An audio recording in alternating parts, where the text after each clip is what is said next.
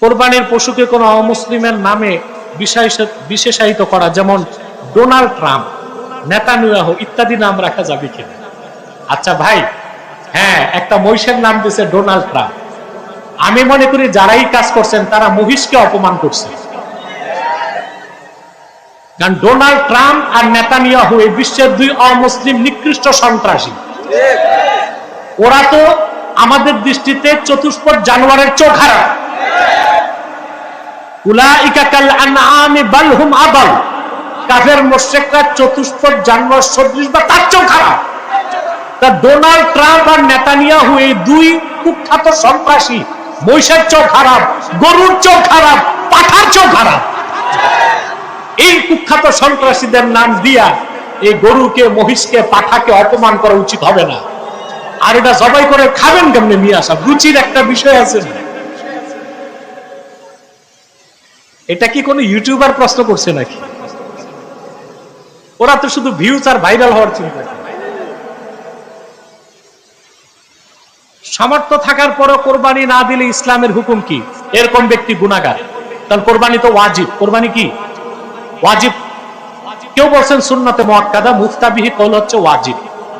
তো ওয়াজিব তরককারী ফরজ তরককারীর মতোই গুনাহগার হবে এবং সে শাস্তির উপযুক্ত হবে। নিজের পরিবারের জনসংখ্যা বেশি হয় যদি কোরবানির গোশতের 3 ভাগ নিজেরা খেয়ে ফেলে কোনো সমস্যা নেই, কোরবানি হবে। 3 ভাগ করা মুস্তাহাব। এটা কি মুস্তাহাব, উত্তম।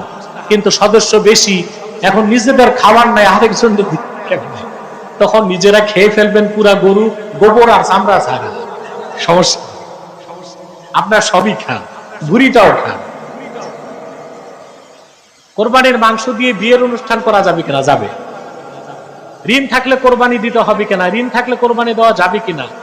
আরে ভাই, আপনার ঋণ আছে কিন্তু নগদ টাকাও আছে। এখন যদি ঋণ মাইনাস করলে দেখা যায় নগদ টাকা প্রচুর, তখন কোরবানি ওয়াজিব। আর যদি দেখা যায় ঋণ এত, নগদের অস্তিত্ব খুঁজে পাওয়া যায় না, তখন আপনার জন্য মওকুফ।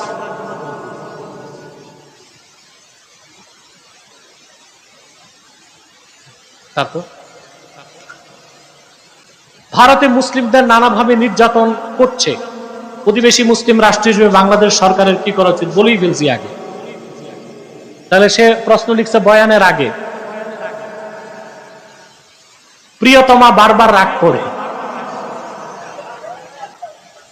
আরে আপনারা প্রশ্ন করার আর স্কলার পাইলেন না? এগুলো উত্তর দেওয়ার কিছু স্কলার আছে বাংলাদেশে। স্কলার না, স্ক্রু ড্রাইভার। তারা এসে বলবে যুবকরা হালাল প্রেম কে কে করবা? তো যুবকরা হাত উঠায়। প্রেম আবার হালাল আছে নাকি?